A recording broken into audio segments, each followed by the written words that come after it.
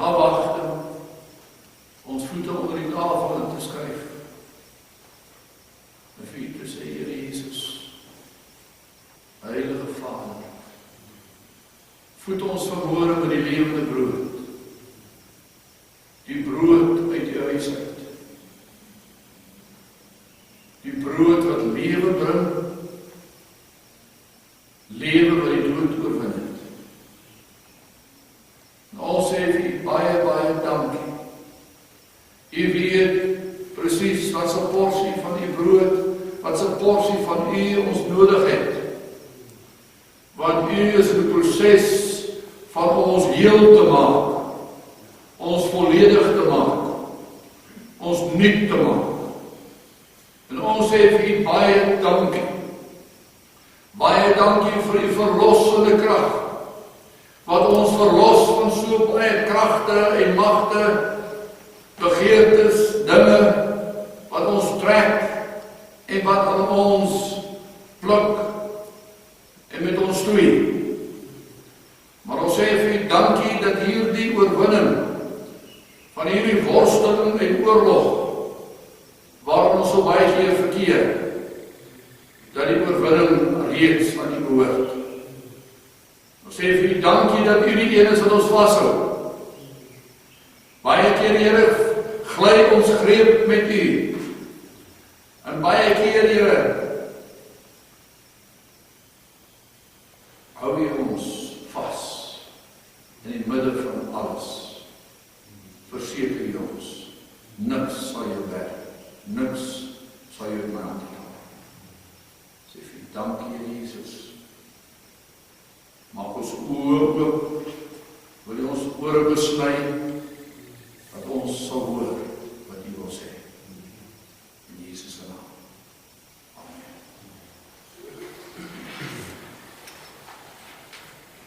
Daar's 'n nuwe werk en 'n nuwe era in Europa.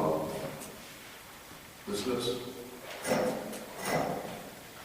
In Amerika, in ons land, is die Here besig met 'n nuwe werk. Hy is besig om sy kinders uit te land en nuwe kant te die wat daar. En so het hy nog altyd dit gedoen. En dit is wonderlik om hierdie studie in Kolossense te doen. Ek sal graag daar in hoofstuk 2 van Kolossense met u begin.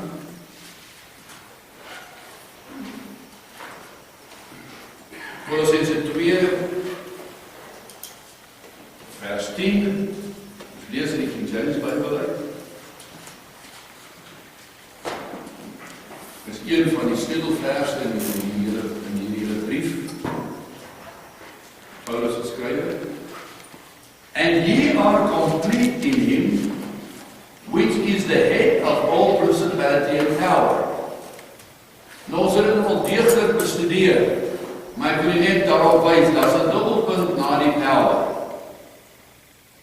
Want nou gaan hy vir ons sê, wat is hierdie completeness in hom, hierdie volledigheid, die volkomendheid wat ons in hom het, gaan hy vir ons duidelik maak, en dit vir ons beskryf, en hy gaan dit vir ons duidelik in verskillende komponente of elemente vir ons verduidelik. Wat is hierdie volheid wat ons in Christus het? Wat behels dit alles? Nou as u sou tel, lees u self, lees van vers 11 tot en met vers 15 tot vers 17. Lees hom deur en merk miskien met u pen dit wat u sien. Wat het hy gedoen vir u? Wat is hierdie compleetheid, hierdie completeness? Wat is al die komponente daarvan? Wat is die hoofmomente wat Paulus daar vir ons uitwys?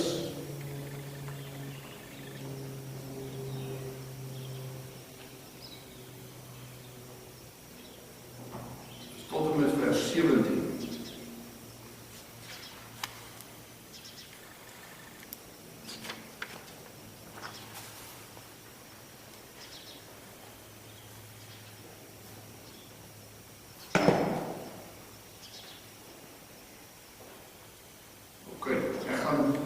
stadig saam met u lees, dan kan u weer dit kan kyk.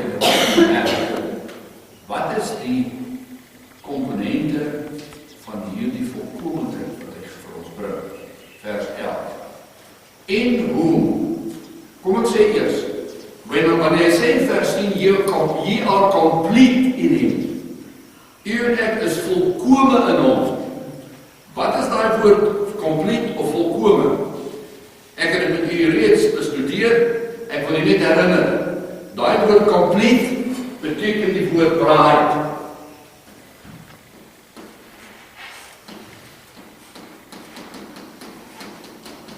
Kom op die einde van die woord bride uit, bruid.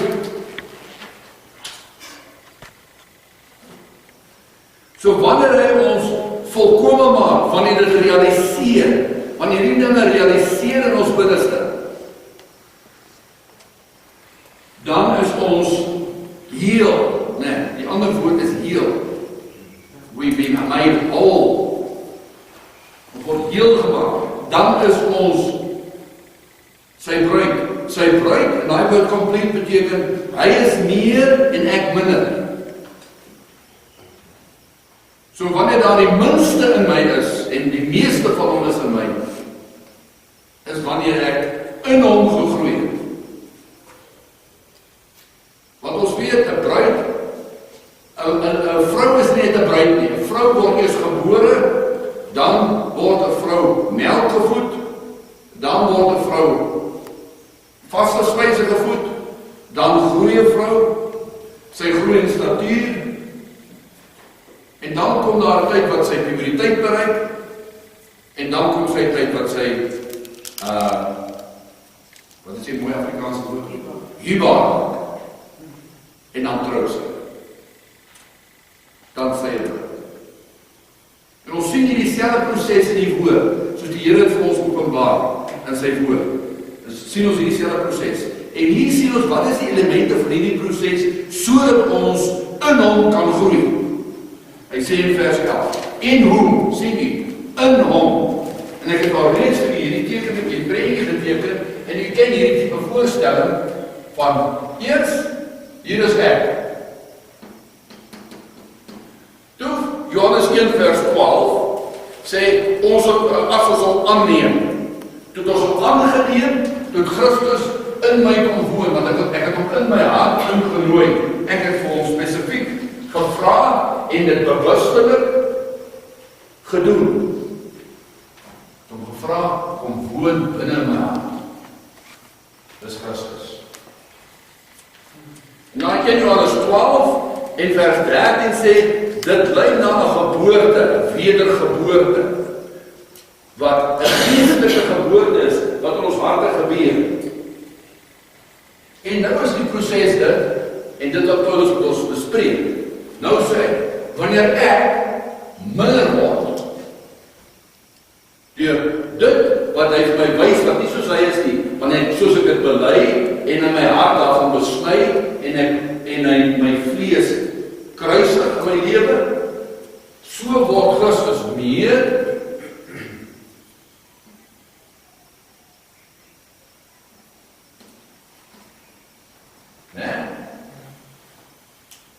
en hy word nog meer,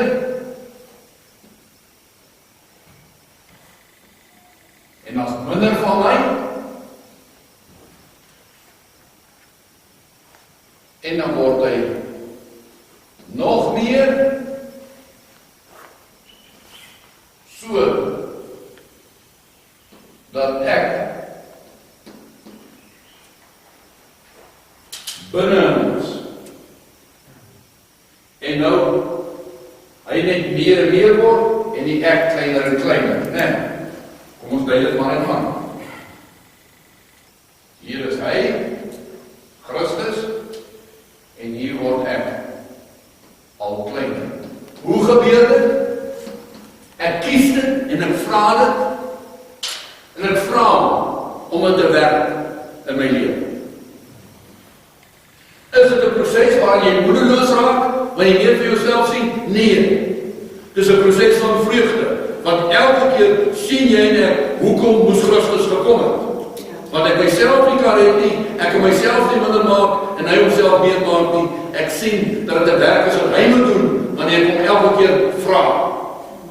So ek hoef glad nie moedeloos te raak wanneer ek myself sien nie. Ek moet baie bly wees, want dit wat ek vir myself sien, wat nie soos Christus is nie, bely ek dan en bring dit voor hom sodat dit minder kan word. Dis wonderlik. Dis die evangelie.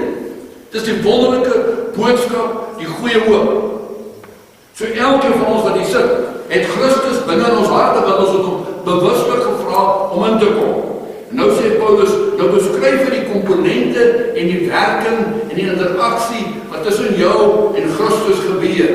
Beskryf hy nou hier van vers 11 tot op vers 17, want onthou nou, hy is besig om te deel met 'n dwaallering wat binne die kerk ingekruip het. 'n dwaallering het ingekruip wat gesê het dat ons en dat die Christen ander dinge nodig het, nodig het om Christus meer te ken, om meer gered te word. Right, vers 11. In hom, nee, dat my prentjie wil laat teken. Nee. In whom also ye are circumcised, with a circumcision made without hands, in putting off the body of the sins of the flesh by the circumcision of Christ. Precies wat ek nou beskryf het. Die besnydenis is 'n ander woord om te sê, wanneer jy jou vlees, jou ou mens na jou bring en jou vra om dit te kruisig, dan sny jy dit meer en meer weg. Sny dit weg in jou hart, in jou lewe. Vers 13, and you, being dead in your sins, and this uncircumcision of your flesh, hath he quickened together with him, having forgiven you all trespasses. So, die hoofelemente wat ek raak sien in vers 11 is circumcision, of circumcised, besnydenis. Dan sien ek vers 12 praat hy van buried with him. Ander woorde, ek is begrawe saam met hom. Ek lees ook in vers 12, opgestaan saam met hom. And you, being dead in your sins and the uncircumcision of your flesh, hath he quickened, alright, opgestaan, quickened together with him, having forgiven you, ek sien vergifnis, as 'n ander komponent, blotting out the handwriting of ordinances that was against us. Ek sien verder beskrywing van die vergifnis en uitwissing van klomp klagtes, which was contrary to us, and took it out of the way, nailing it to the cross, and having spoiled principalities, wat hy verder genoem, hy het dit gedoen, hy sê wat hy gedoen vir ons en vir jou. He having spoiled principalities and powers, he made a show of them openly, triumphing over them in it. Let no man therefore judge you in meat en gaan aanskies. Alright, so tot en met vers 15 praat hy van die komponente wat hier ter sprake is, verduidelik dit in verskillende komponente. Ok, verder het ons geleer in Kolossense 1 vers 27 dat die Christus in jou, dis 'n misterie, dis 'n verborgenheid. Want vir dit om te gebeur, vir Christus om my in my te kom, is nie 'n sigbare ding wat ek sien nie. Ek sien nie, daar by die een, hier kom Christus, en daar gaan hy in nie. Ons sien net, die een vra, uit sy hart uit vir die Here, om sy hart te kom, en dis 'n misterie, dis 'n verborgenheid, dat dit wel gebeur, ons sien die effek daarvan. Maar dis 'n verborgenheid. Dit is hoe ons gemeenskaplike erfgename word, saam met die Jode wat dieselfde proses moet deurgaan.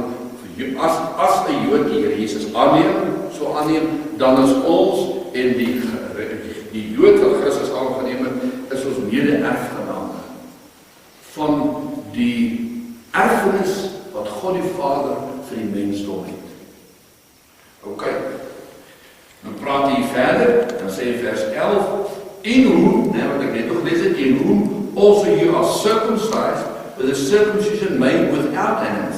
So hy sê hierdie besnydenis, hierdie afsny en wegsny van die ding in ons harte, wat nie die karakter van Christus is nie, wat nie Christus is nie. Sê hy, dis 'n besnydenis wat nie met hande gedoen word nie. Met ander woorde, hy sê, dis 'n onsigbare ding, dis 'n onsigbare proses. gebeur hierdie wegsny van die vlees in ons harte? Waar gebeur dit? Dit gebeur in die buite sig, buite ons fisiese oog. Dit is onsigbaar. Dit is 'n geestelike besnydenis wat Paulus hiervan praat.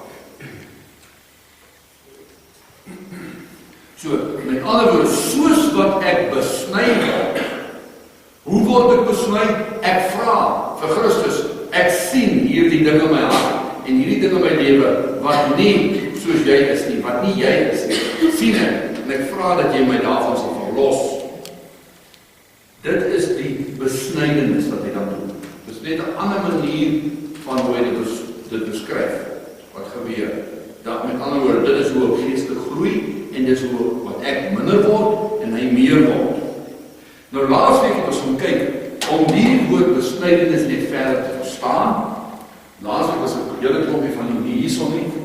En 'n paar mense het my gevra, kan ek dit net asseblief weer beskryf nie op hierdie manier nie.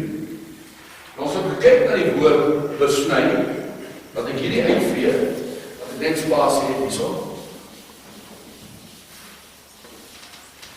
En ons het gesien dat die woord besny, wat ek hier skryf, besny of circumcise, is die woord in Hebreëus mula.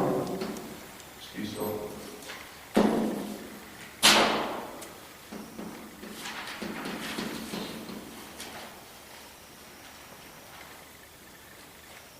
En wat baie korrek is in enige taal om te doen, is om elke letter te vat en te kyk wat elke letter beteken. Want die woord bestaan uit 'n klomp betekenis van 'n klomp woorde wat bymekaar gesit word om die woord te verduidelik. En so kan ons hierdie woord dan in antieke Hebreëus skryf. En antieke Hebreëus begin ons aan die regterkant, ons kyk die linkerkant toe. Ons praat hierso van met ander woorde die M eers, né? Die M wat staan vir die men, die U is die vol, die L is die lamet, en dan die A is 'n vokaal, die H, die H is die hy.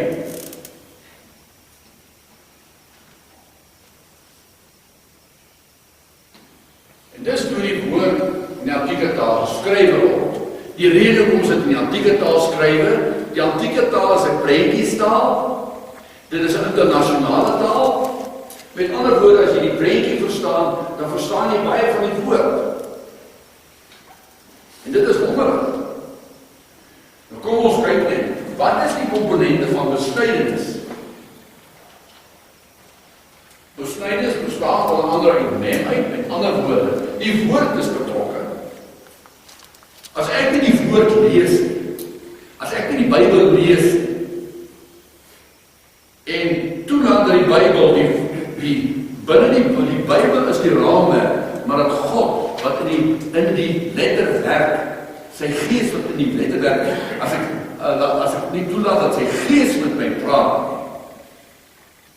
dan is dit hopeloos. Maar deur sy woord moet hy met my praat. Ok, men. Die waters van sy woord, daar is baie in die woord wat geopenbaar word, daar is baie wat nog nie aan die geopenbaar is nie, maar in Christus binne sy woordlewe is 'n absolute feit. So ek het nodig my woord hê. Die volgende een is die vol. Ons is 'n pilaar, die vas te staan. Ons gaan nou na die vol kyk. Kom ons kyk na die ander elemente, gaan ek nie oor uitbrei nie, want ons het nie tyd daaroor nie. Die lament.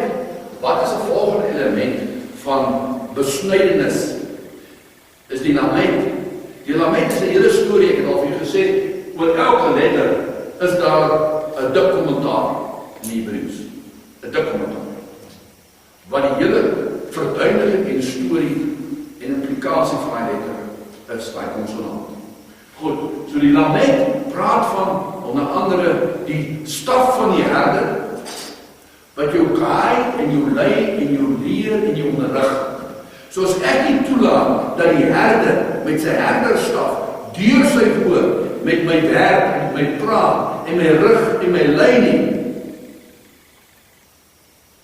kan hy my nie besny. Want soos ek my rug en lei en met my praat deur sy woord, en hy gebruik daai staf, dis wat Psalm 23 op 'n ander gepraat van sy stok en sy staf. Hy gebruik die staf om vir jou te voer met kos en vir my te voed met die kos uit die woord uit en om ons te beskerm. En as dit nodig is om ons te dissiplineer, hy slaat jou nie met die kierie nie, hy hak jou met die kierie, hy trek jou nader. Hoekom? Om jou keel af te sny glad nie, om jou nader te trek, om te kyk, wat is 'n parasiet het jy onderlede? Is daar 'n bosvleis wat jou pla? Wat is die probleem met jou? Sodat hy jou kan versorg en sodat jy jou kan kry dat jy weer saam met hom kan volg. Ok, dis die lament. En daai lament verder praat ook van 'n juk. So, om ondersny te word, beteken ek moet my nek onder die ander kant van die juk indruk. Ons weet 'n juk en so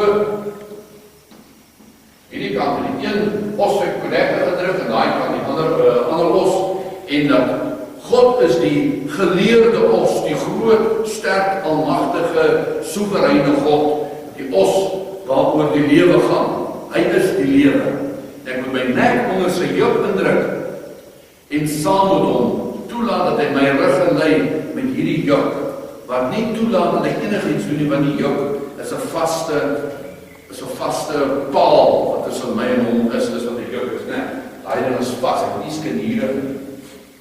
Waar hierdie sterkos ook heen draai, trek hy jou saam. Ok, so dit is die ander komponent van besnydenis. En dan verder natuurlijk, die hy, wat praat van openbaring te hê van hierdie God, wat is, wat absoluut is, wat reëel is, wat regtig is. Die feit dat mense hom glo, maak nie dat hy nie daar is nie. Wat jy glo, wat jy nie glo nie, doen geen verskil in hom nie. Hy is.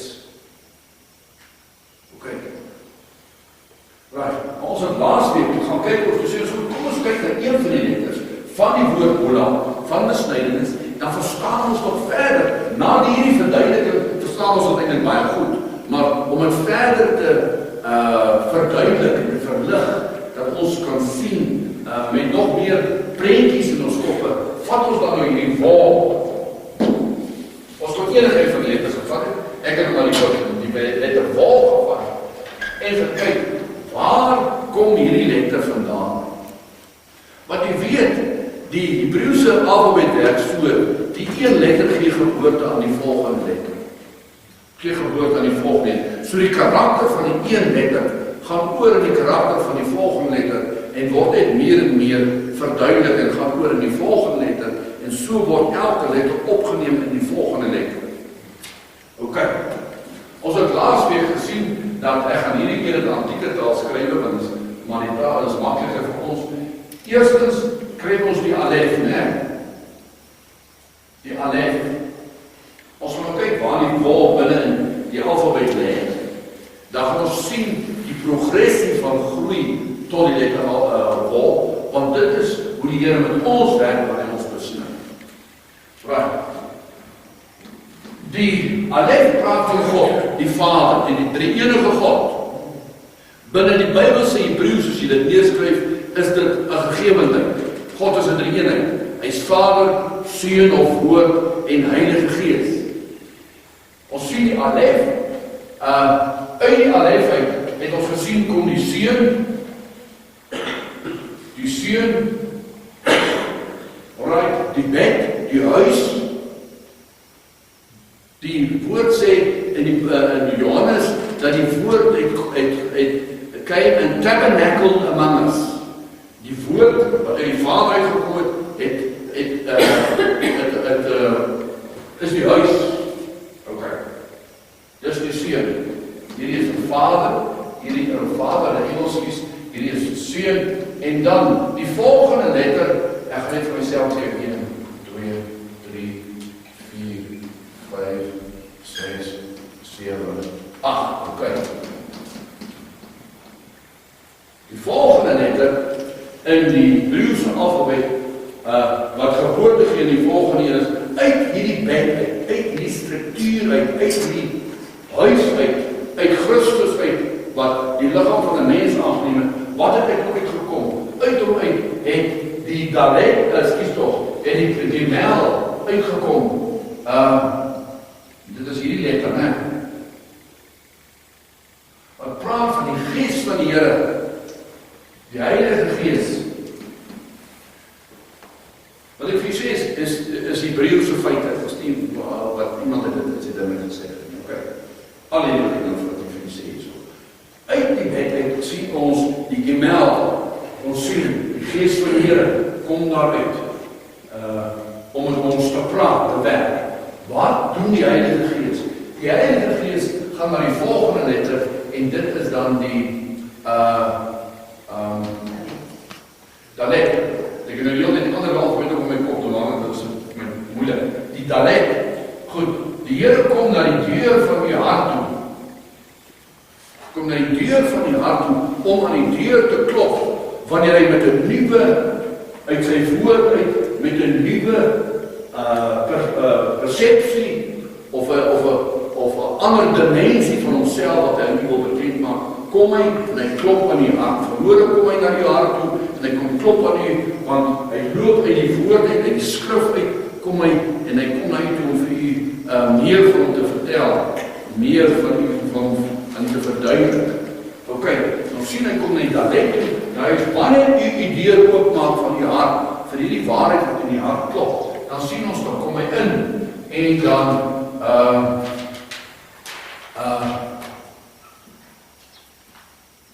gaan daar nuwe vensters van openbaring van wie hy is oop aan u.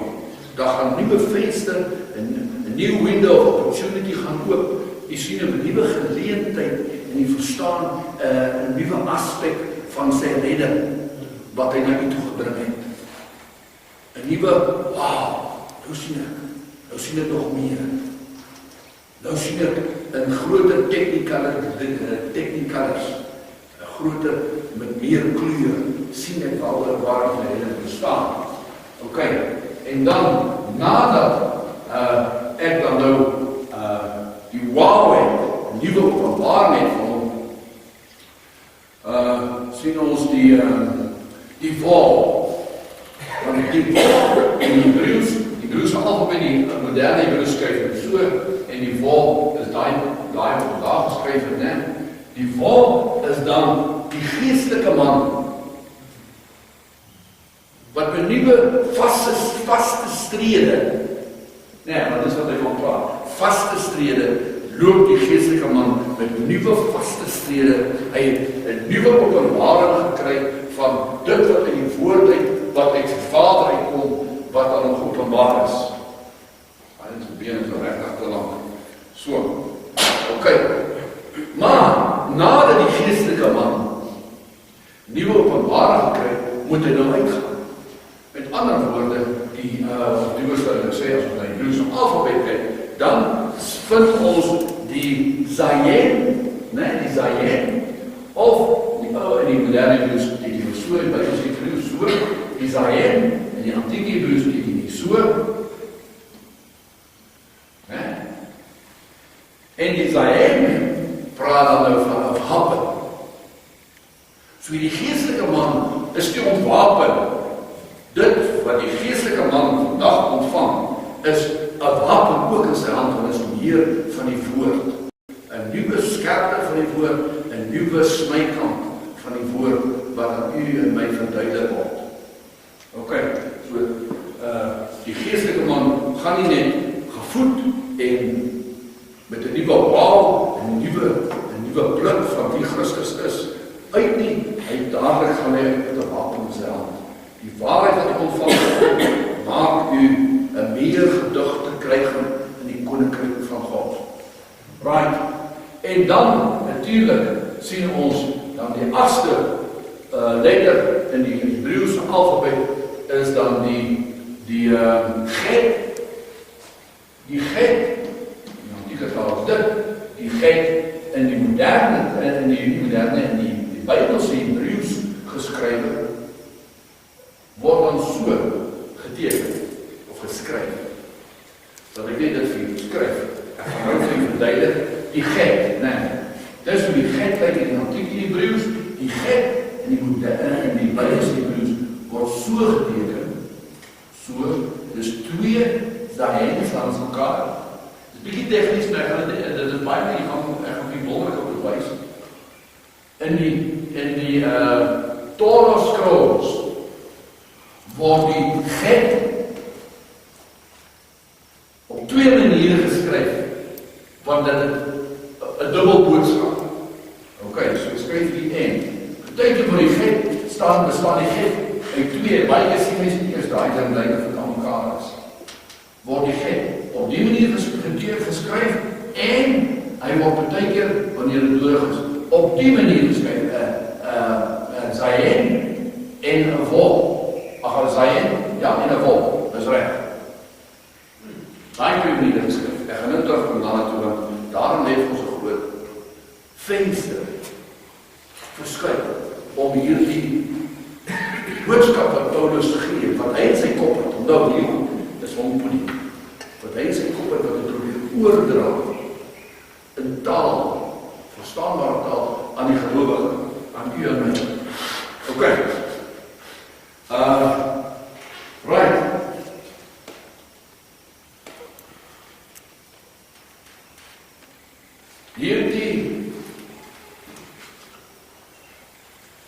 Hierdie zaïn.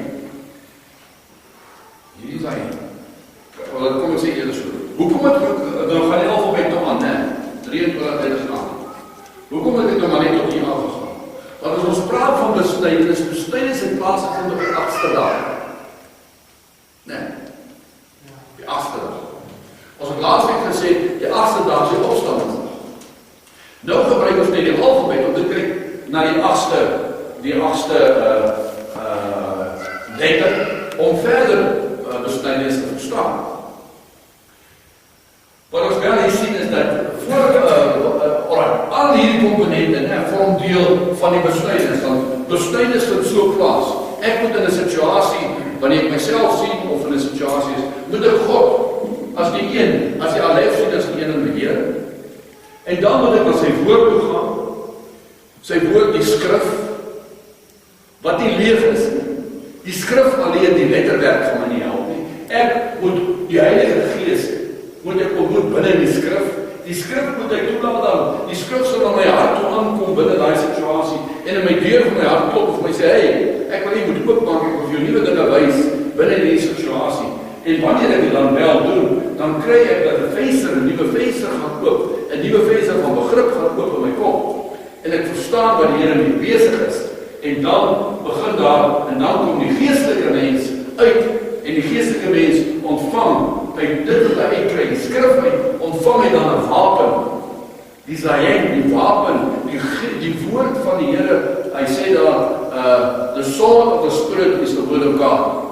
Nee, the sword of the Spirit. En dit waarvan die zaïn praat, die woord word lewendig deur die Heilige Gees binne in jou hand soos 'n swaard. Soos kos.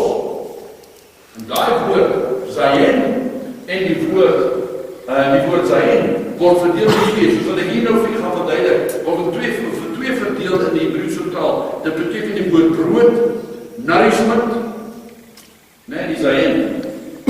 Kan alleen brood en nourishment word. 'n wapen word, dit beteken die woord wapen. Dit beteken die woord swaard. Dit kan alleen 'n wapen word, nourishment, 'n swaard word, kos word, brood word, alleenlik wanneer hier begin dit dan word het brood en 'n swaard en 'n nourish die geestelike man.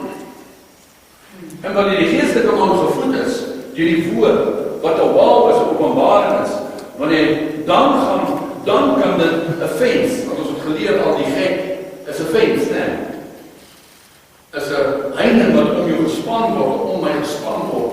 Want nou is dit lewendig, nou is die woord lewendig. Hierdie woord het lewe gekry binne my omstandighede. En dan, om het te verduidelik wat als gebeur die dag van die besnydenis of die oomblik wanneer jy agterkom en die Here jou hart wil sny. Soos ek vir gesê het, word die get geskryf op 2 maniere. Al 2 maniere is korrek, want al 2 vorm een boodskap. Nee, er staan in 2, eerstens in 2,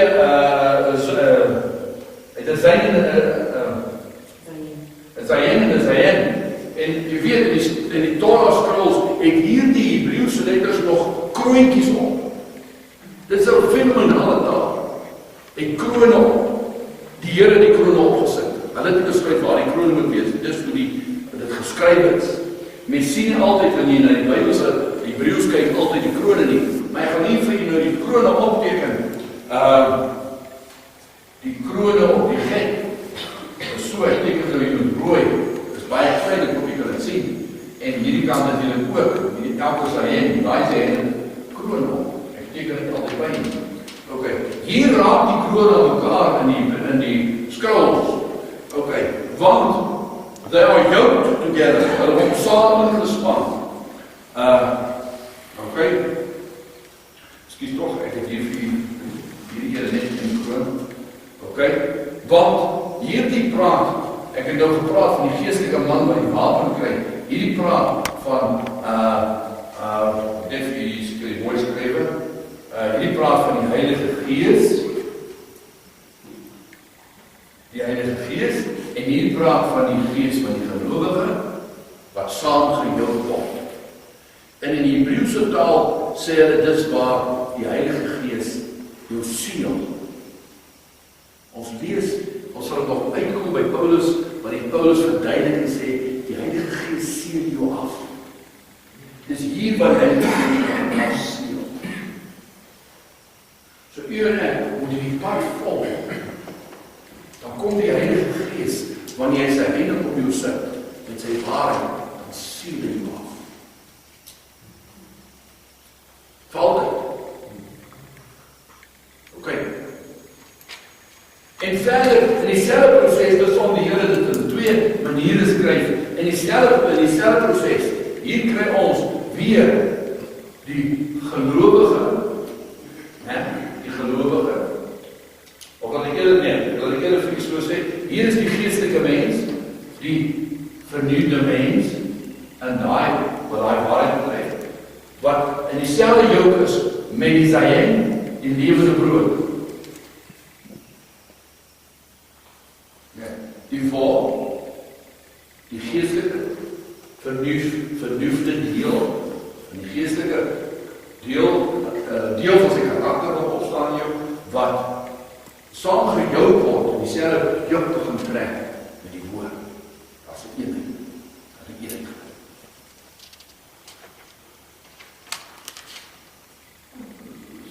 Verstaan jy wat ek sê? En jy weet, elke van die lettere numerische waardes, nie wat ons wil gee nie, hulle het nie syfer, hulle het nie syfers gehad die Hebreërs nie. Wanneer die woord geskrywe was nie, elke letter het een numerische waarde gehad, wat een gegeven is. Ok, hier is 1, 2, 3, 4, 5, 6. Nee, 6. Praat van die mens, die wonder praat van die geestelike mens, wat nou liever is, van hy wat die woord het, die aangekom het, teenoor wie sal jy jou hart opgemaak het, waar hy ingekom het, en die vens, die gordyne van die vensters begin wegtrek, en die nieuwe openbaring wat hy gaan kry. Ok, dis bijvoorbeeld hier 6. Ok, hier sien ons 6, plus 7 in die Zayen, is 7, wanneer die woord, die wapen, die hand begin word, die begin nourish en alles, en wat kry ons dan? 13? 13 is die moment van die bruid. Ok? Ek sê dit is op 'n toorwerk, ek is besig om net vir te sê, wat daar staan, daar was nog geen interpretatie gedoen nie, daar was nog geen van my doktrine sal wees. Ek sê net vir wat daar staan. So dis wat ons hier sien. En ons praat van to be made complete. You are complete in Him. Nee, you are complete in Him. Hoor jy dit sê? Hier is die completeness. Excuse me, jammer. voorskrif geleer is. Brand 6, dus 7, en hier is 13. Die 6 is die wol, né? Die afsluit, die wol. Die 7 is die zayen. Kom hier uit. Oké, wat die 13 is. Oké, wat die nommer van die bruid is. Oké, interessant. Ek was al gekritiseer oor die sogenaamde interessant wat ek sê. Dis mense wat mis wat ek sê. Luister wat die iets meer sê. Hierdie 13. As jy die woord love in die Hebreë skryf, is die numeriese waarde 13.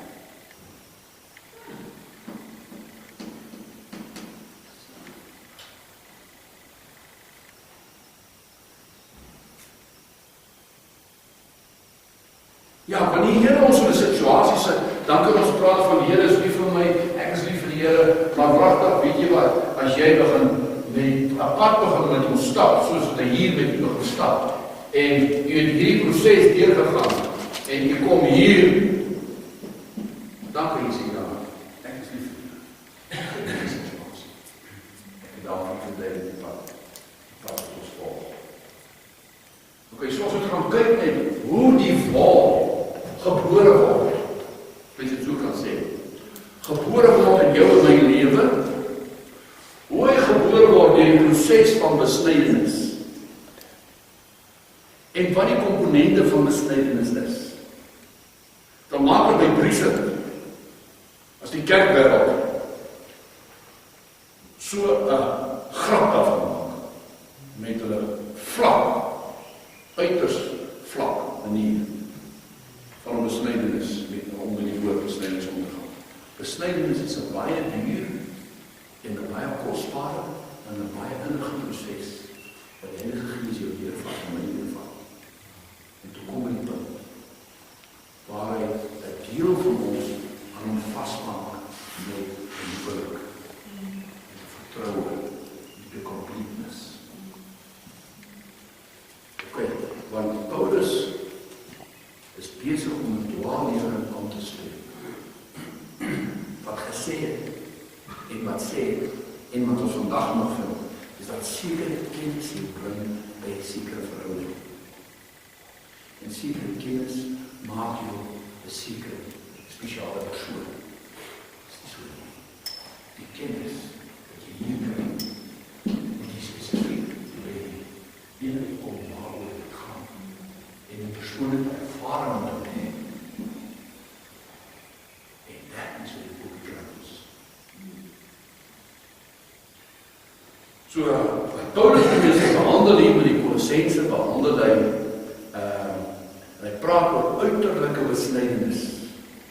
Want die mense, die dwaallering wat ingekom het in die kerk, gaan oor uiterlike dingen. As jy op 'n uiterlike manier aantrek, op 'n uiterlike manier sekere tekens en kentekens het en dra, dan is dit wat jou kompleet maak. En sien jy hoe mis 'n mens dit al?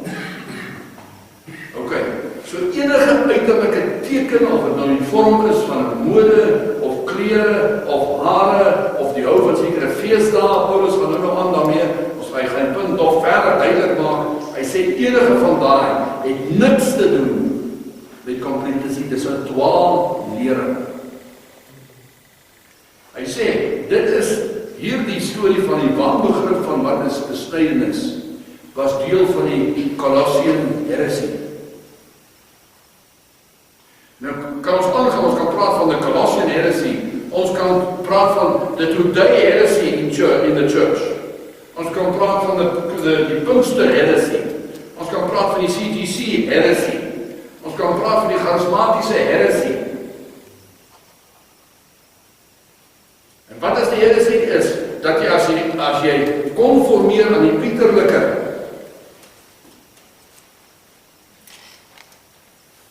dan is jy besny. Terwyl die uiterlike, Paulus die uiterlike verfoei, en sê dit gaan oor die innerlike besnydenis van die hart. Dis waaroor dit gaan. Dit gaan oor die innerlike ervaring nie die kwalifiserende. Die innerlik is die kwalifiserende element. Dadelijk, ons kan al gaan, jy kan die plek daar, maar kom ons gaan na Romeine 4 toe, ons gaan nou weer na Romeine 4 toe teruggaan, so jy kan na Romeine 4, maar merk dit, ons gaan nou terug na Romeine 4 toe. En so sê Paulus dan daar, ekskuus, ek sê of jy gaan Romeine 4 toe, gaan so toe, hou die plek daar, gaan ek bly weer terug na Kolossense 4:2 toe. Want jy sal sien daar, in Kolossense 2, vers 11, say, in whom also ye are circumcised with a circumcision made without hands, in putting off the body of the sins of the flesh by the circumcision of Christ, buried with him in baptism, wherein also ye are risen with him through the faith of the operation of God. Sien jy? Dis God wat dit doen, die operation of God, who hath raised him from the dead. So ek wil net vir julle daar wys, hy praat van hierdie besnydenis en die doop. Daai twee begrippe verduidelik Paulus baie duidelik aan hier. Daar word gesê, gaan na Romeine 4 toe, en dan nou nog ons daai deel weer lees, so moet dit nie nou doen nie, kyk net na vers 11, dan sê hy praat van Abraham, wat besny is, en so aan, dan sê hy, he received the sign of circumcision, a seal of the righteousness of the faith, which he had, yet being uncircumcised, that he might be the father of all them that believe, though they be not circumcised, that righteousness might be imputed unto them also. Goed, so wat praat hy hiervan? Kom ek lees vir u, en ek het net hierdie Amplified Bible gebring, wat ek wil vir u dit lees, so dat ek dat u nie uitgelewer is aan 'n interpretatie. Ek gaan vir u net hier lees, Romeine hoofstuk 4 vers 11. Hy sê, he, that's Abraham, received the mark of circumcision, die merk, die uiterlijke merk, as a token, as a teken, or an evidence or seal of the righteousness which he had by faith while he was still uncircumcised, that he was to be made the father of all who truly believe. Right, ek wil nie ander lees, ek wil net dit. He received the mark of circumcision as a token or an evidence or seal of the righteousness which he had by faith while he was still uncircumcised. Okay, so hy sê, die righteousness waarvan praat, sê hy, gebeur in jou hart. Jy ontvang die righteousness deur iets in die uiterste aan die uiterlike te doen. Die righteousness kom vanuit dit wat toelaat dat hy in jou hart werk, die besnydenis wat in jou hart doen. Dis wat die righteousness is. Dan sê hy, die besnydenis het later gevolg, die teken, die letterlike werk aan die buitekant, het gevolg net as 'n uiterlike teken van dit wat binne gebeur. En dan sê Paulus hier, dis al my daai vers ek gelees het oor die doop, dan Kolossense 2, dan sê hy, daarom, die doop dieselfde. Hy sê, jy en ek word gedoop en gaan na die doopwaters en vra om gedoop te word, nie omdat daar regverdigheid of geregtigheid daarin lê nie. Die geregtigheid lê in dit wat reeds in jou hart gebeur. Is die doop dan net 'n uiterlike teken en 'n uiterlike bevestiging, 'n sigbare ding van dit wat in jou hart gebeur. As jy op 'n stadium miskien iets van die waarheid hoor, sê die woord wat jy amen sê. Ok, so die ander gelowiges gaan hoor, ja, ek stem saam, met ander woorde, dis nie waarheid, ek het die gees van waarheid binne my, en ek hoor daai susters sê, ja, amen, ek hoor, dit is die waarheid, en daai broer luister, en hy onderskeid het wat gesê word, en hy sê, ja, dit het nou gesê, dit is waar, so hy gaan ook amen sê, op 'n hoorbare manier, dan hier ander ene, wat hier voorsit, ja, ok, ek ervaar ook dat dit die waarheid is, ek het ook verhouding met die Here, dan sê ek ook amen, dan sê almal, dan weet almal, ok, nee, ons stem saam, dit het gesê word, die gees van waarheid. Dis wat in die kerk gebeur. Almal het gebeur en goed geword in die kerk, waar jy stil. En die ook al voorstaan, swaai op ons stories, en jy moet maar net dit sluk. Dis nie Bybels, dis Bybels, elkeen sin. En luister, wat gepreek word as die sogenaamde waarheid, en dan onderskei almal, dat almal het 'n verhouding, ja, dit is waar,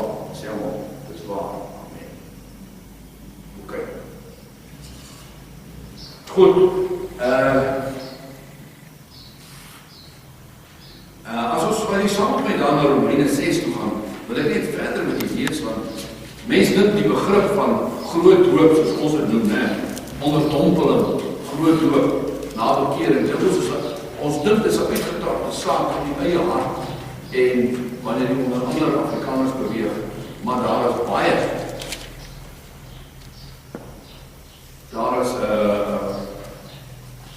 baie onsekerhede. Kom ons gaan, ek gaan Romeine 6, vers 3 en 4 saam met julle vir die lewe. Know ye not that so many of us as were baptized into Jesus Christ were baptized into his death? Okay, wanneer ons gedoop word, erken ons dat die ou mens in ons moet sterf, soos Christus is sterf. In vers 4, therefore we are buried with him by baptism into death. So ek sê ja, ander woorde dood, die doop is 'n teken van die ingaan in die graf in. As ek onder die water weglaat is, dan word ek begrawe, dan verdwyn ek, dit sig. Ek moet uit sigheid verdwyn. That like as Christ was raised up from the dead by the glory of the Father, even so we also should walk in newness of life. Hy sê, wanneer ek uitkom, dan kom ek uit soos Christus uit die graf uitgekom. Nee, hier sien ons die verduideliking van die newness of life. Die verduideliking hier in Romeine 6. Baie duidelik vir ons van jare, byna 6000 jaar terug, toe die alfabet gegee was aan die Jode, was die hele reddingsboodskap ingeskryf. Ok, dan kan ons aangaan. En laas week het ons gelees uit Jeremia. Kom ons gaan weer na Jeremia 4. Ons het baie vinnig weer als gegaan. En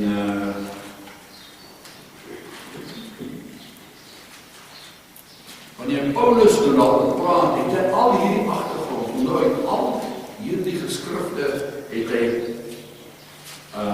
baie goed geken. Vanuit daai verwysings aan het praat in die Christus. Jeremia 4, vers 4.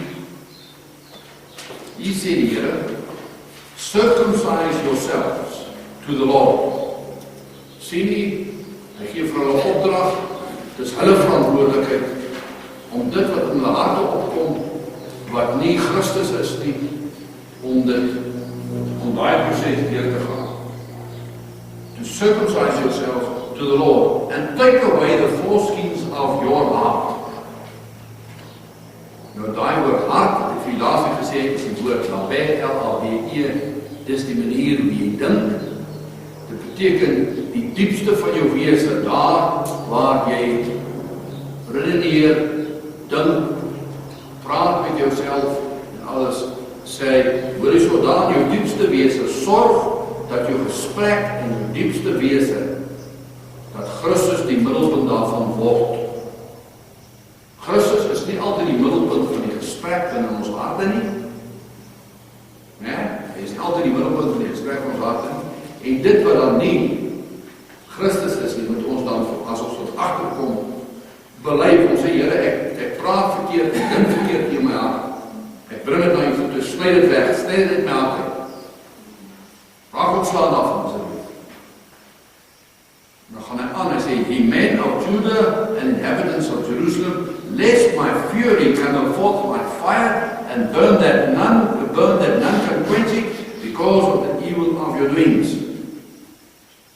Weet julle wanneer sak die Here se roede toe op 'n huwelik en op 'n huishouding en op 'n familie? Nie op grond van dit wat hier buite aangaan nie, maar dit wat op grond van in hulle harte aangaan. Dis wat ek begin. So, dit kan oneindig 'n baie oënskynlik 'n baie veelbeeldige huwelik, familie, vriende, huwelik wees en familie wees met die uiterlike goed weg, maar as die uiterlike goed nie 'n getuienis het, 'n effek is van dit wat binne aangaan, sê die Here, gaan sy roede op ons op word draai sy roede op ons. So hy sê, deel met dit wat binne jou hart aangaan. Hy sê, because of the evil of your doings, hy sê wat binne jou hart aangaan, affekteer dit wat buite gedoen word. Dit word gesê word onder mekaar, dit word gepraat onder mekaar, die manier ons dit doen onder mekaar. So ons moenie die voorbeeld van Jesus volg nie, maar verstaan die gat nie dit verstaan. Gat. Jy volg nie die voorbeeld van Christus nie. Jy sorg dat Christus in jou wandel. Want ons praat daar van 'n Christus wandel. Dis wat ons praat. Dit is ingeskryf in elke letter van die Bybel. Die Bybel verstaan in daai letter. Elke woord verstaan in letters wat daai. Ons kan nie doen soos ons ding ons moet doen. Goed. So my verantwoordelikheid, soos die Here daar vir ons in Jeremia neerskryf, is daar 'n interaksie tussen my en die Here. Ek neem verantwoordelikheid. Okay, dan gaan ons verder, dan kyk ons na, kom ons gaan na Deuteronomium, ons in 30, vers 6.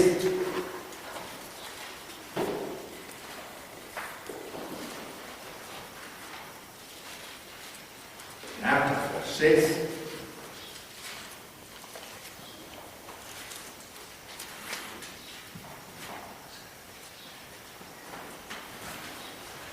Ek gaan saam met u gaan ek die eerste 10 verse lees.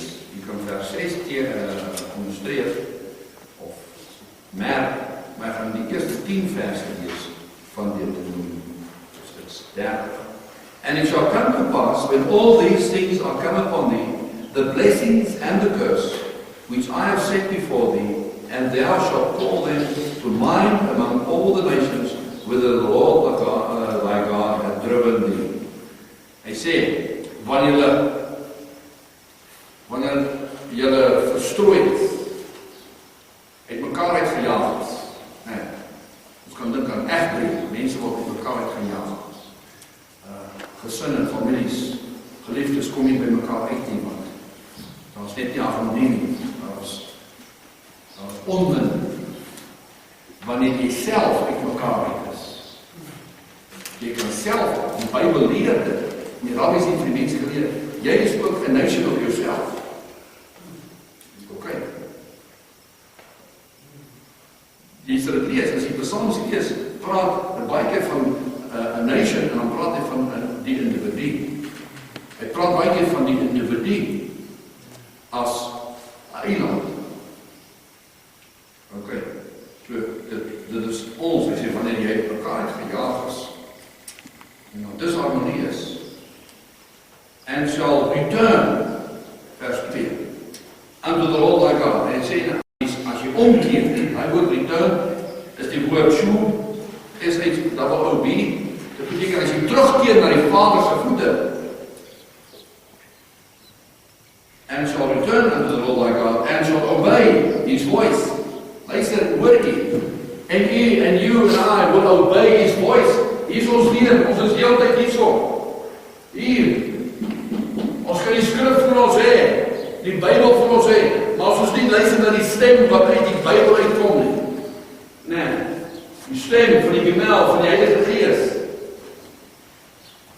Hy sê, ons moet die stem van die Here hoor, ons moet niemand anders se stem gehoorsaam wees nie. Terwyl ek praat, moet jy nie na my stem luister nie, jy moet luister, wat sê die Gees van die Here? Want dit is daar jy moet gehoorsaam wees. So hy sê so, and I shall return unto the Lord thy God, and shall obey his voice, according to all that I command thee this day, thou and thy children, with all thy heart, and with all thy soul. So hy sê hier hoe ons moet return. Hoe moet ons na die Vader se voete teruggaan? Daai woord hart is die woord L-A-B-E. So hy sê, met jou diep denke, jou binne gesprekke, moet jy na die Here toe terugkeer. Dit wat jy binne in jou hart praat, moet jy die Here Jesus op die troon sit.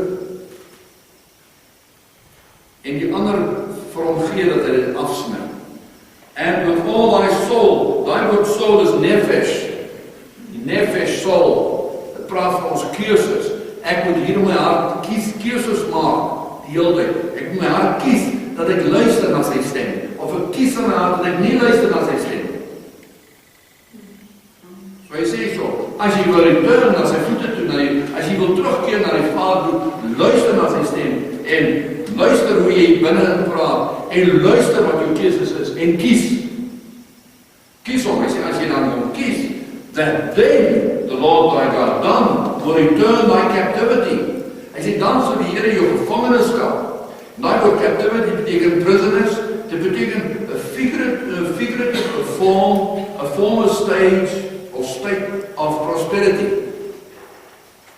So, captivity, en hy sê so, hy sal jou, he will turn your captivity, in ander woorde, jy is in 'n staat waarin jy nie vooruitstrevend is nie, in die Here nie. Okay, daai woord captivity beteken a figurative, a former state of prosperity. Okay, so, dit wat jou gevangen geneem, dit waarin jy verstrengel geraak het, hy sal jou daarvan onthou. Hy sal jou daar uitdraag. Want hy sê dan vers 3, and then the Lord thy God will turn. Hy will turn thy captivity. Hy sal jou gevangenskap verstrengeldheid sal hy draai. And have compassion. I would compassion is die woord ruach, rakoon. Hy sal he'll push away what I deserve. Hy is upon thee, and will return and gather thee. Daai woord return is wie die woord so. Hy sal jou na die Vader se voete terugkom.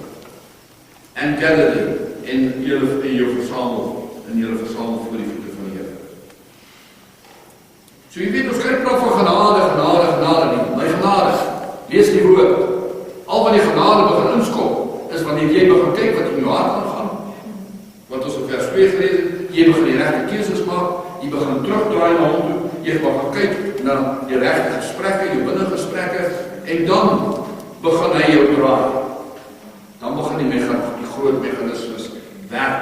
Vers 4 sê, if any of thy be driven out unto the outmost parts of heaven, from thence will the Lord thy God gather thee, and from thence will he fetch thee.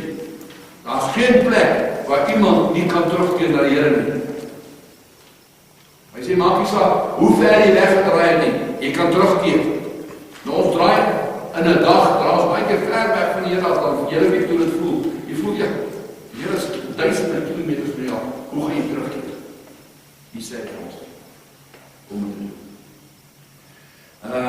Dan sê vers 5, and the Lord thy God will bring thee, hy sal dit doen, will bring thee to the land which thy fathers possessed, and thou shalt possess it, and he will do thee good, and multiply thee above thy fathers. And the Lord thy God will circumcise thine heart.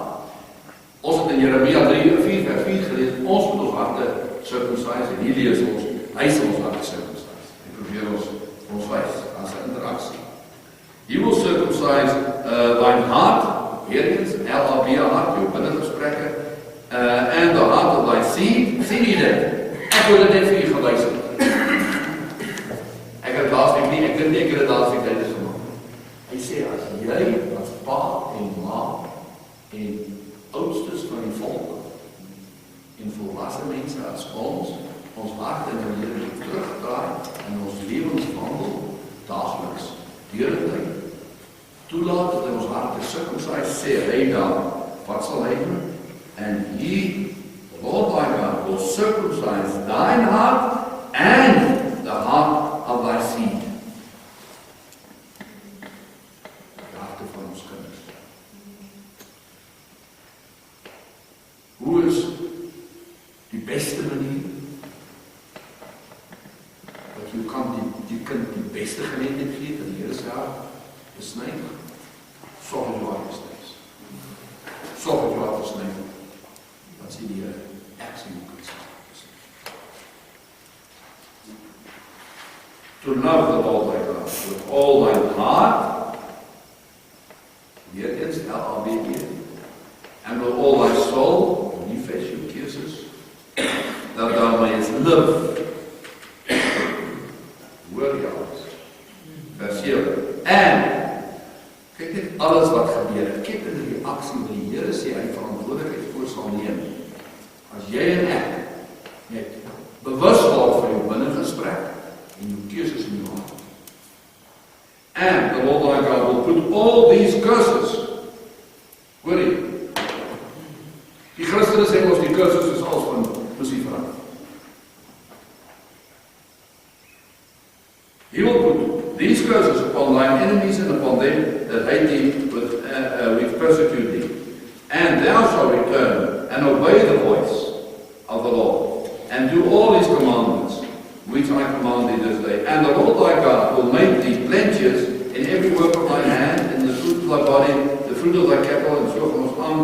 En dan vers 10. If thou shalt hearken unto the voice, hoor jy die hele tyd, hy praat die hele tyd in vers 8, en vers 10, en vers 2, praat hy van the voice, die stem, vir jy verduidelik daar in die Hebreëse alfabet uit, sy voice, wat uit die skrif uitkom, praat hy met ons. If thou shalt hearken unto the voice of the Lord thy God, to keep his commandments. Dit beteken nie om die woord te onderhou nie, jy kan nie die gebooie onderhou nie. In Afrikaans het ons het so vertaal, die gebooie onderhou. Daai woord keep beteken die woord shomar. Dit beteken, ek moet sy beginsels, sy woordbeginsels wat ek nou hier gelees het, moet ek bewaar in my hart, ek moet dit koester, ek moet dit teen die baie stemme wat teen dit skree in my hart, moet ek dit koester en styf teen my vasdruk.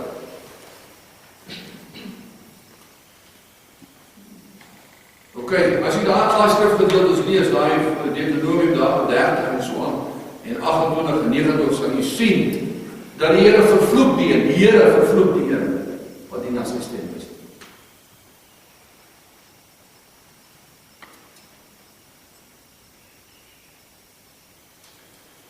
Hier sien ons, hoe circumcision en wat circumcision is. Daar in vers 6 sê die Here duidelik, hy sal circumcise. Wanneer sal hy ons harte besny?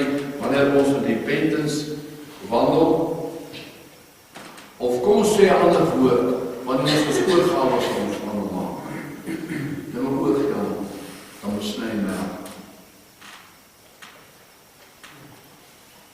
Ander manier om te sê, dan maak hy my minder en dan word hy meer. Goed, kom ons gaan na Romeine hoofstuk 4. Onthou nou, ons is besig om daai Colossian heresie aan te spreek. Daai dwaallering wat insluit in die Christelike kerk van eeue af al gebeur dit voortdurend. En ons is besig met die een element en dis besnydenis. Waar die Jode gesê het, luister wat ek sê asseblief. Waar die Jode gesê het, as jy uiterlik aan my konformeer, is jy as jy uiterlik aan my soos ek, dan is jy en Jode. En dis wat vir ons kom spreek, is die uitkom.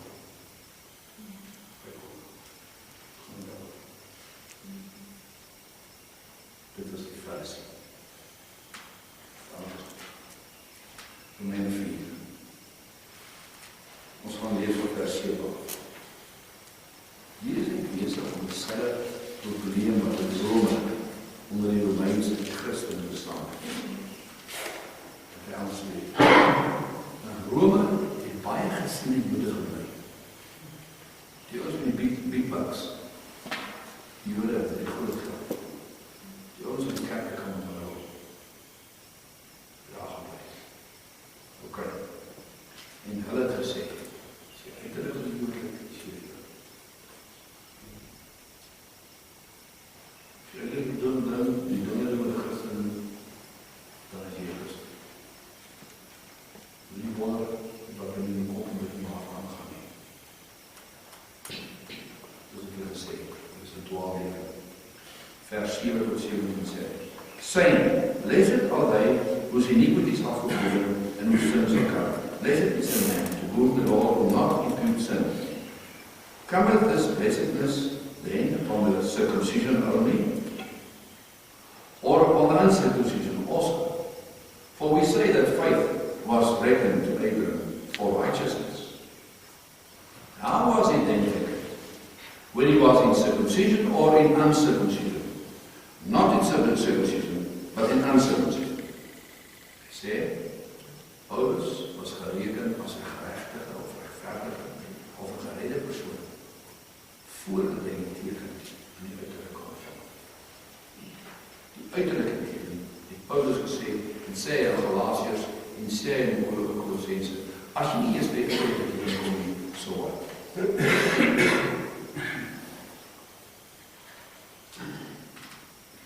Moet het nergens op iemand afdoen, het hy gesê. Hy sê, van die was Abraham, geregverdig, en 'n vriend van God genoem. Hy sê, toe hy in sy hart gesny was. Nog lang voor hy die uiterlike dinge van die Israel is aangeneem. And he received the sign of circumcision, the seal of the righteousness of the faith, which he had yet been uncircumcised. That he might be the father of them that believe, though they be not circumcised. Though they be not circumcised. Alright? That righteousness might be imputed unto them also. And the father of circumcision to them who are not of the circumcision only. But who also walk in the steps of that faith of Abraham, which he had been yet uncircumcised. Hy sê so, ek praat met julle. Hy sê, ja, as mense wat nooit soos die Jode gaan lyk nie, en jy wil also een mens ook. Jy gaan binne die jaar. Die circumcision binne die jaar. Okay, for the promise that he should be the heir of the world was not to Abraham or to his seed through the law, but through the righteousness of faith. Okay. Kom ons dan na Galasiërs. Galasiërs 2.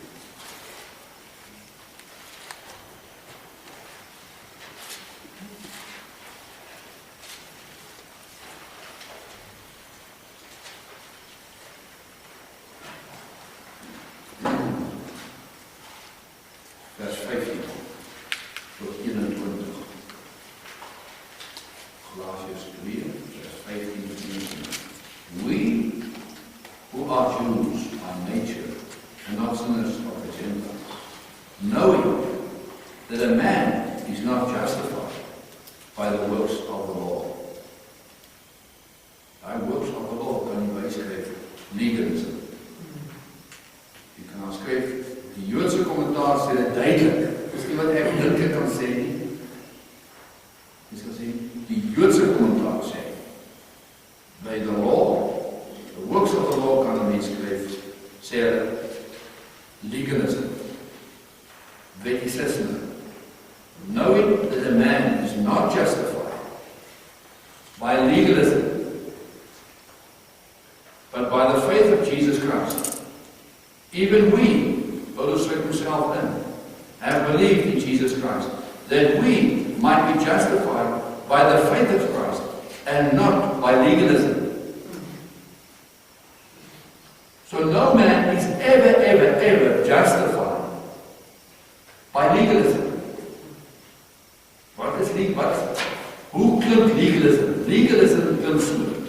Jy moet dit doen, en jy moet dat doen. En jy moet dit dra, en jy moet dat dra. En jy moet so lyk, en jy moet so lyk. En jy mag nie dit, en jy mag nie dat. Hoekom? Die Here hou nie daarvan. Dis uiterste dwaal.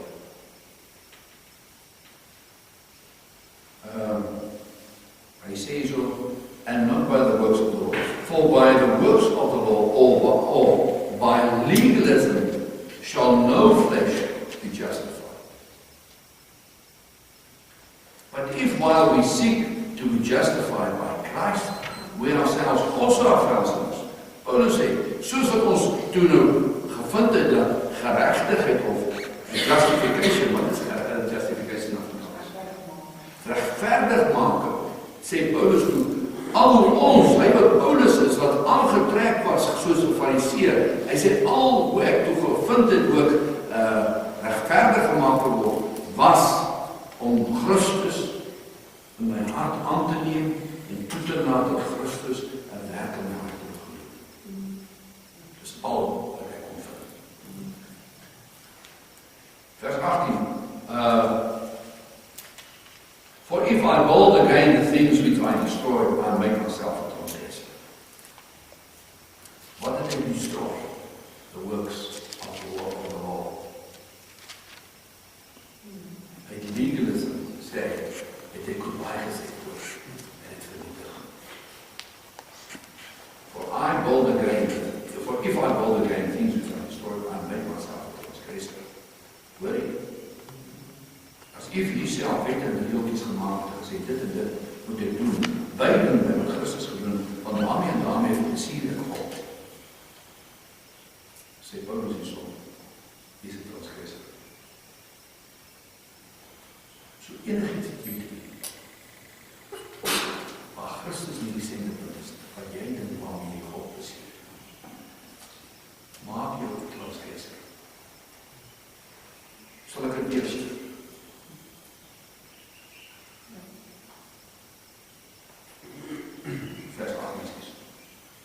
Vers 9. For I, through the law, am dead to the law, that I might live to God. Maar ander plek sê, wat is dan die doel van die wet? Die doel van die wet is nie soos die skoolmeester of soos die skoolleier. Dit is net daarvoor te sê, as jou gedrag en jou optrede en die dinge waar so lyk, moet jy omdraai na Christus.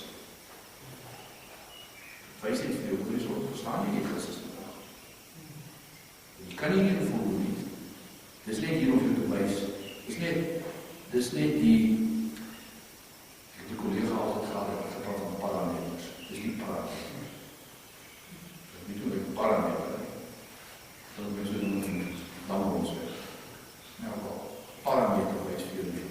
Geef jou edukasie waar jy leef.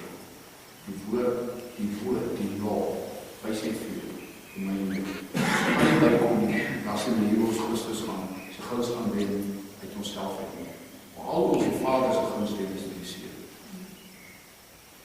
Vers 20, I'm crucified with Christ, nevertheless I live yet not I. Christ liveth in me, and the life which I now live in the flesh, I live by the faith of the Son of God, who loved me, gave himself for me. I do not frustrate the grace of God, for if righteousness come by legalism, then Christ is dead in vain.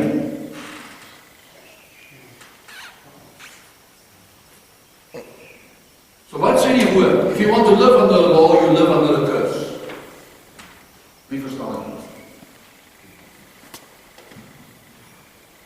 Jy kan jouself vervloek. En die Here vervloek jou. As jy en ek enigiets probeer byvoeg by wat Christus is. Omdat jy dink daarmee wen jy meer gunstig. So living under legalism, kan jy gesê reëls wat jy vir jouself daarstel. Jy kan vir jou, en ons doen dit, ons kan vir onsself reëls daarstel en sê, as ek dit en dit gedoen het, dan gaan ek dan wat met my Here hê. Dan gaan ek 'n mooier en dieper en 'n beter verhouding met my. Jy gaan net 'n beter en 'n mooier en 'n dieper verhouding met my, as jy kennis sien van wat in jou hart aangaan, wat die gesprekke en die dinamika in jou hart is, en jy sorg dat Christus in beheer kom daar, en jy vir Christus, daai dinge na Christus toe bring, sodat Christus jou van binne af kan beheer. En met Christus kan ons aan die Vader toe gaan, want dan gaan ons wen sy guns. Al maniere om die Vader se guns te wen, is deur Christus. Ons het niks anders word vir ons gevra. Ek het gesê, legalism, living under legalism, reëls wat 'n organisasie vir jou daarstel, of stel reëls wat ander mense vir jou daarstel, wat jou verhouding met die sogenaamd kwalifiseer. Is dit wat Paulus hier aanspreek, en hy praat het, hy behandel het onder die Colossian heresy. En ek wil hê jy moet my gaan opsoek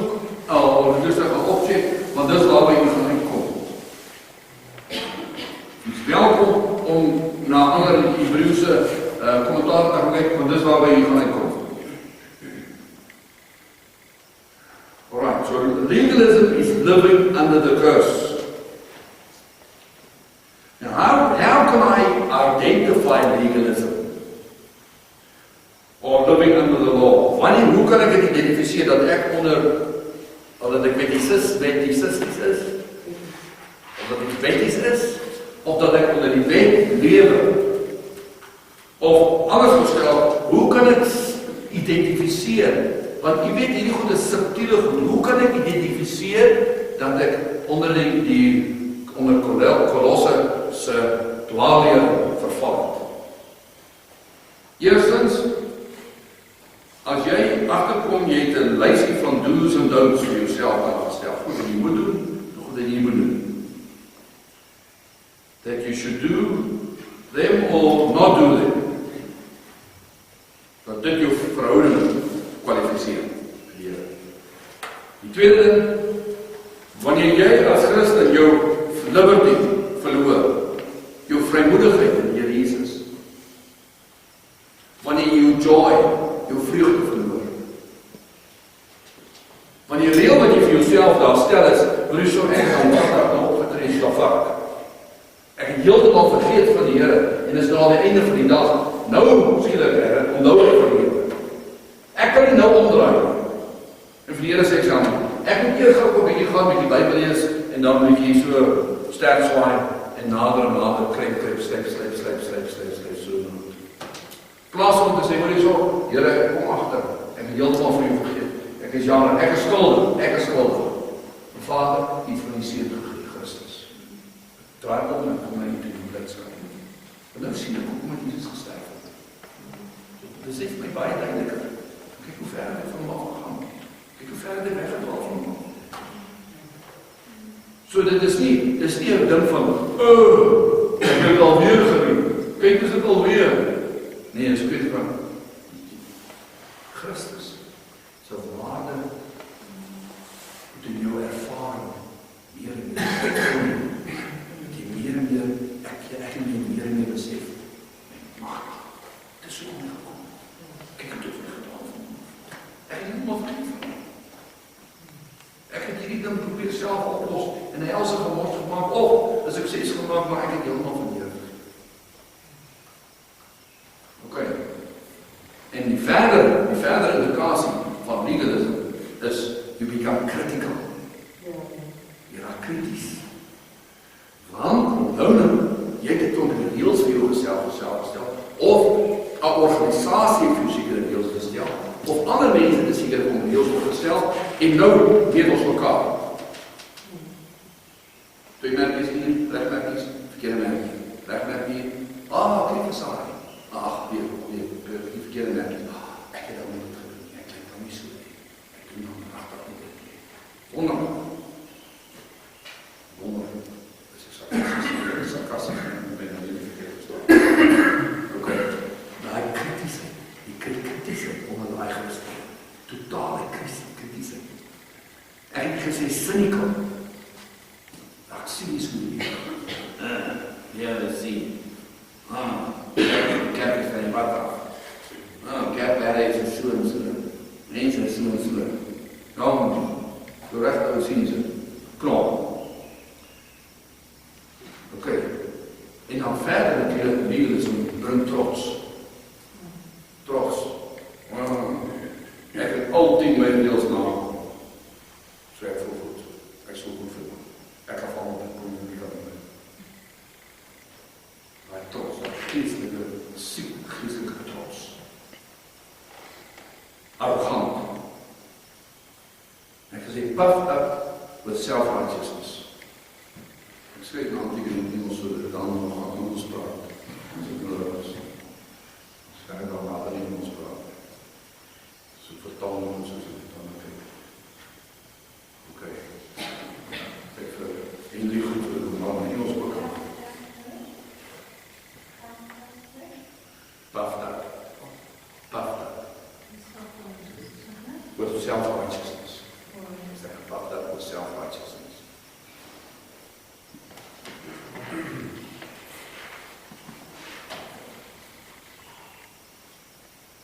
Die moet kan doen. Die is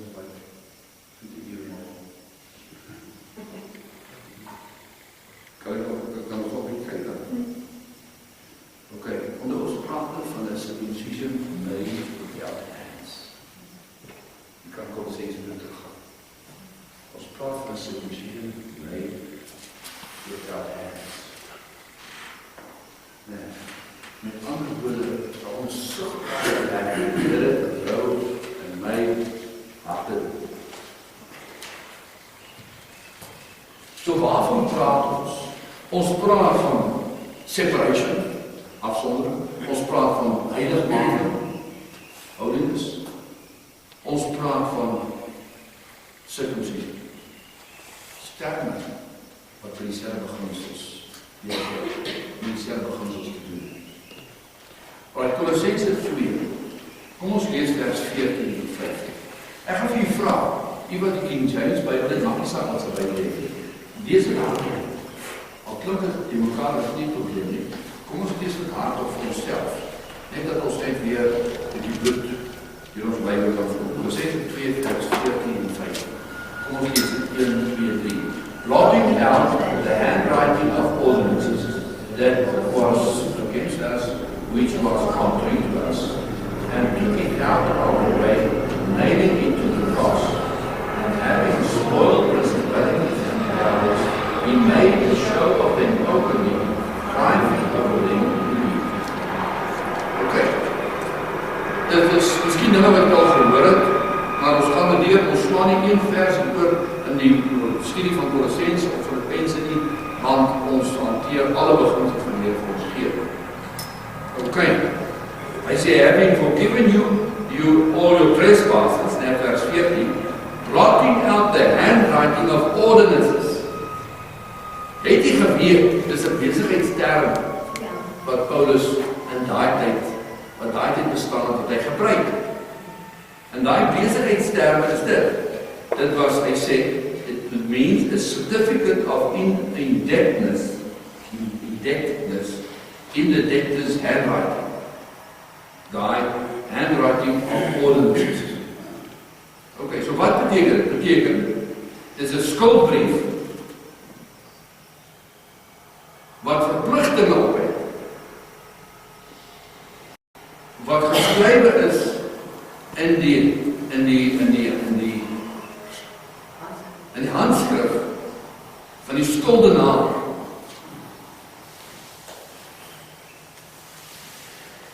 Okay. So dis 'n skuldbrief.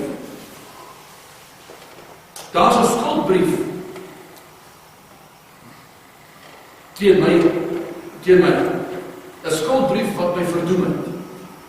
'n skuldbrief wat die doodsvonnis op jou en as inspraak gaan. Oor my. Ek was 'n konvik. Ek was tot die dood verkoop. Toe my nooit weer gesê. Toe die dood verkoop. Ek was tot die dood verkoop. Toe my voet my knie neerval vir Christus. Toe val ek weg. En weg. Nee. Ek nie die dood van hierdie deel weg en die geestelike dood weg. En kort van die vyand daai skuldbrief.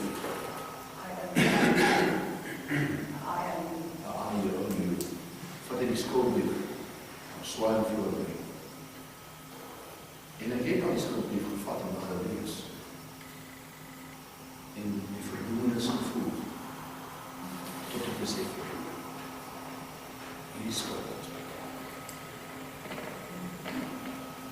Ja, ek het die doodsvonnis verdien. Dit is betaal.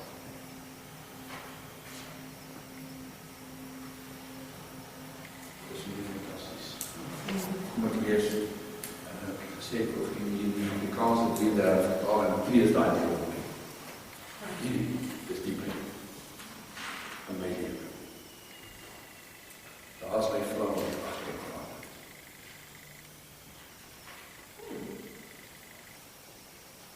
En dan nog gekomen 79, 22, 78, 13 mei 79, 5 84.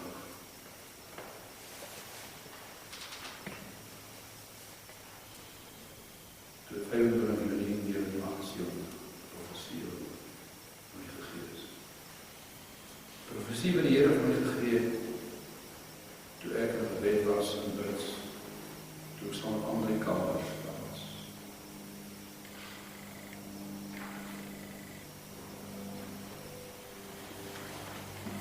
Kolossense. Kolossense 2, vers 13, 14 en 15, van die Afrikaanse vertaling het. Ekskuus my, ek sien die Korinthus. Kolossense.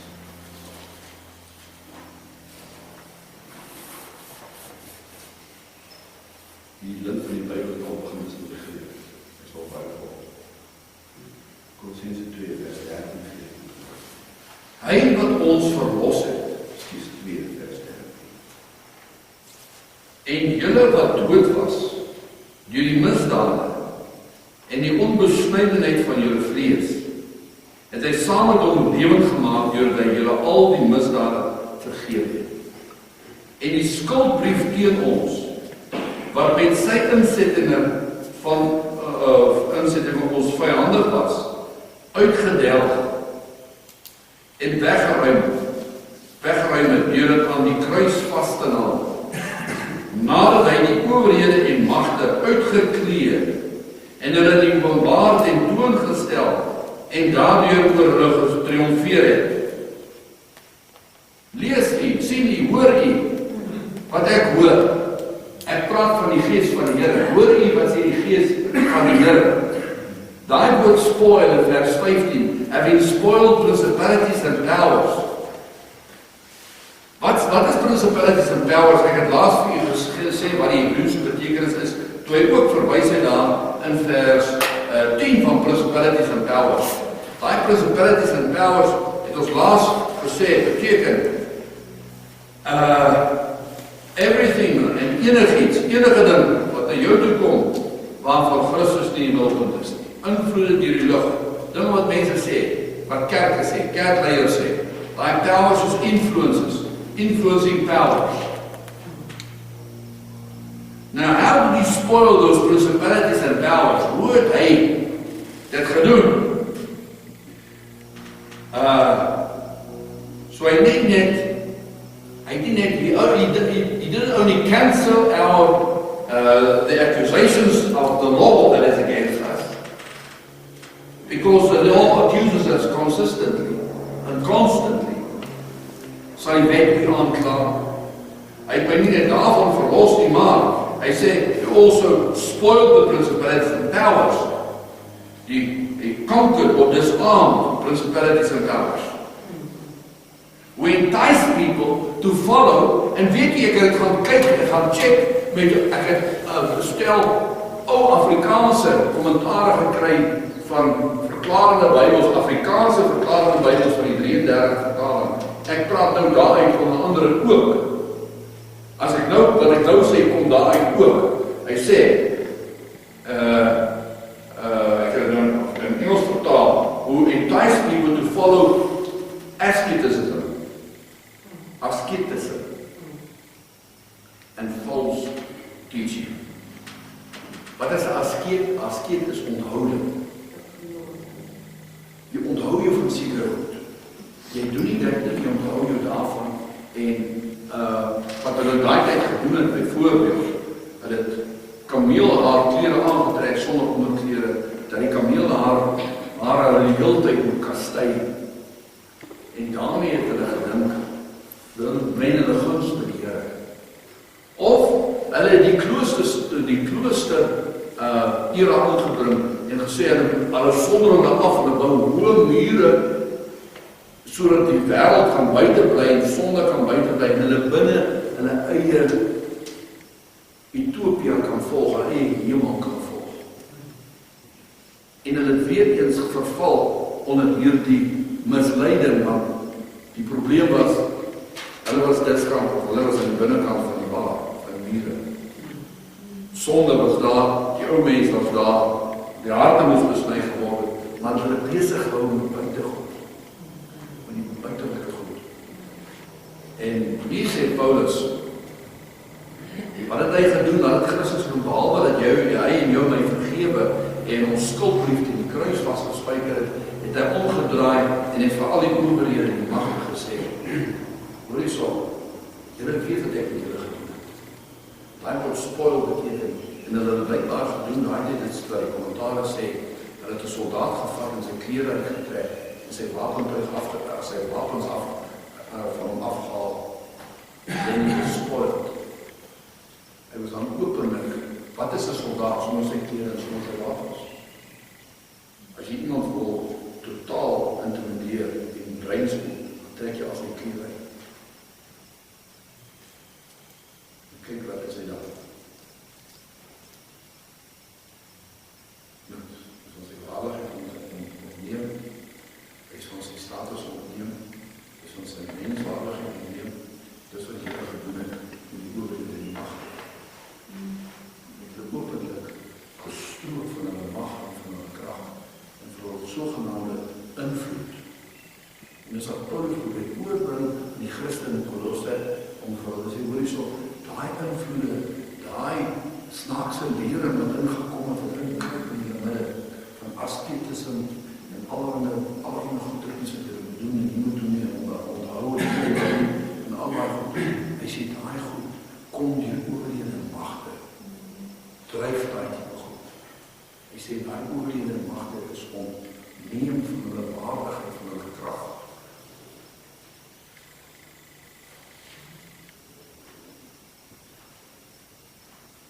En ons gebruik die woord triumphed over them. En getriomfeer, vers 15.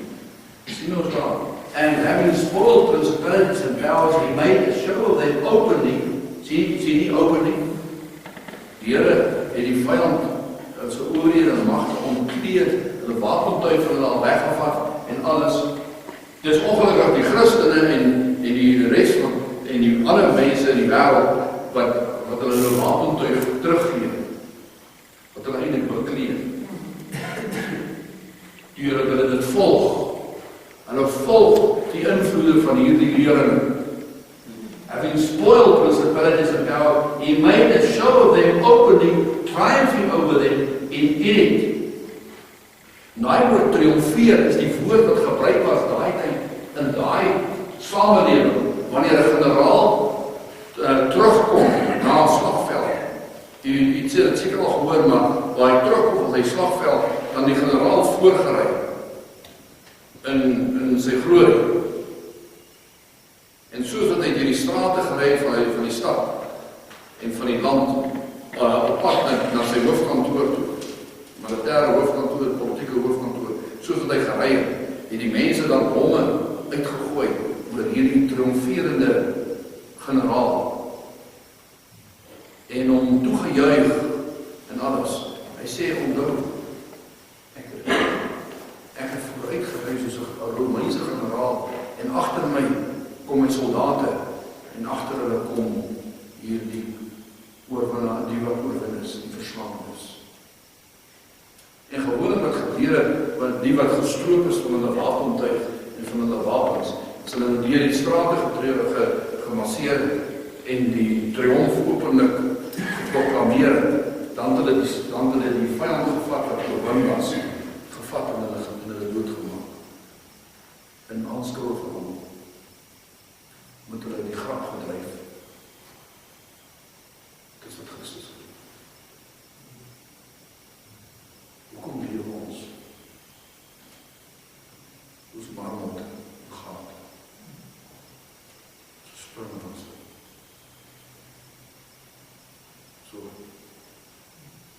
wanneer dwaalering inkom, en ons begin in magte inkom, dan gaan ons oor ander goed draai. Dit is wat die boerlede magte wil hê. Dan gaan ons oor ander goed draai. Ons begin ander systeme en stelsels gebruik. Ons word allemaal bezig om nou wat Christ becomes underplayed. Christus kry nie sy wil. Hy is nie hier voor, die kameras is nou op Christus. En op sy triomf nie. En op jou en my skuldbrief wat op die kruis hang nie. Ander goed begin nou focus kry. Dis hier in ons dooie, as blinde kop. Ja, musiek is dieselfde, alles kyk dieselfde. Almal sê vir mekaar, vir jou, dat ek appreciate jou. Ek gaan nog aangaan. Julle, ek kan nog aangaan.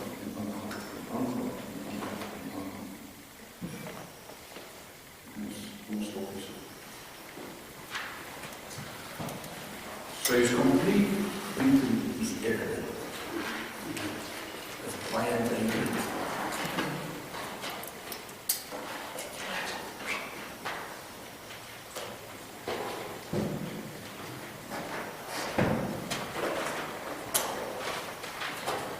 Kom ons sluit net af met gebed. Bou die fokus as ons bid. Here Jesus, U is die soewereine generaal van die leerskare.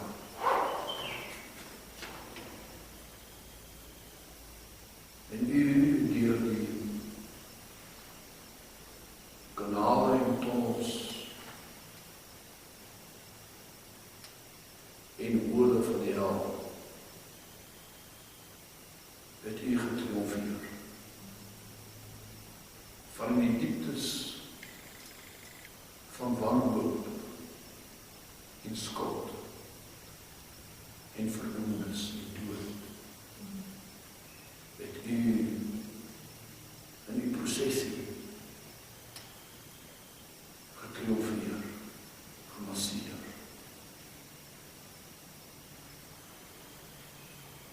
En die vyand totaal en al oorwin, ontwapen, ontkleed. Elke invloed, elke krag, elke oorwin. Wat daarop uit is, eerstens, om die wat hy wil heel maak, en sy bruid wil maak, hulle oor te fokus op ander aspekte, in plaas van die skuldbrief in die kruis en die triomfantelike